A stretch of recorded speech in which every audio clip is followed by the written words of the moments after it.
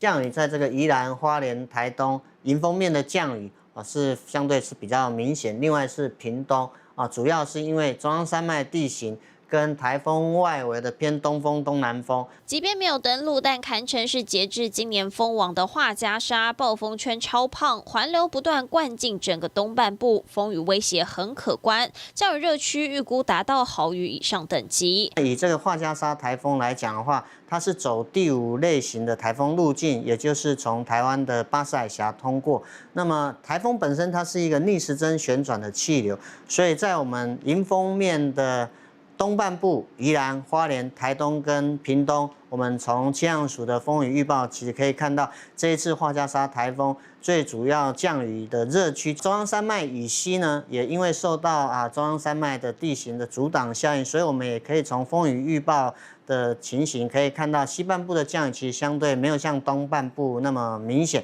这次的路径不算罕见，所带来的风雨可说是东西两样情。截至下午1点，总雨量预测3天在台东、花莲山区恐怕达到500到800毫米，屏东、宜兰山区、高雄山区也预估会降下400到600毫米，恒春半岛以及新北山区则是预测250到400毫米。反观中部地区较无感，只有些间歇性的短暂雨，甚至还会受到台风外围环流沉降影响，有分风发生的几率。其实它走的速度并不慢，那它这样子持续的稳定朝西前进。现在来看，大概在明天的上半天就有机会解除陆上台风警报，本岛的陆上台风警报。那么到了明天的晚间就有机会解除海上台风警报。但是刚刚有讲到因为它这个台风它其实它的环流非常非常的广大，而且它在它通过的过程当中呢，减弱的幅度有限，所以在东半部地区、恒春半岛，甚至在南台湾地区的降雨，要等到礼拜3、礼拜4之后才会明显的缓和下来。礼拜3还是会有一些间歇性的雨势。算下来，这一次的强台画家沙影响最明显的是22和23号。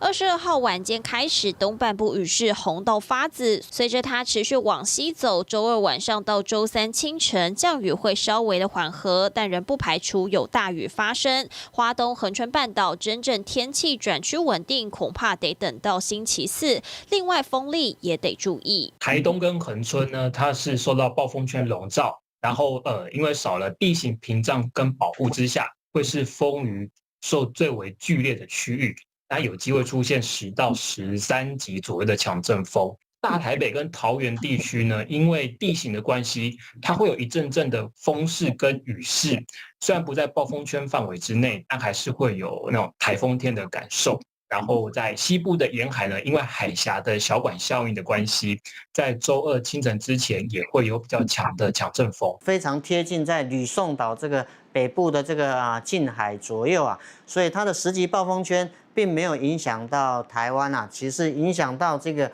在这个巴士海峡还有菲律宾吕宋岛，所以我们台湾主要是在10级暴风圈外围以外。是在7级的暴风圈里面，画家沙台风虽然是今年截至目前为止的台风王，但是它的路径比较偏南边，10级暴风圈是在巴士海峡上。所幸画家沙台风没有直接登陆，降低整体冲击。不过它的暴风圈庞大，东半部还是会经历较强降雨，存在致灾性风险，防灾警戒不可松懈。TVB 新闻连至周轩台北报道。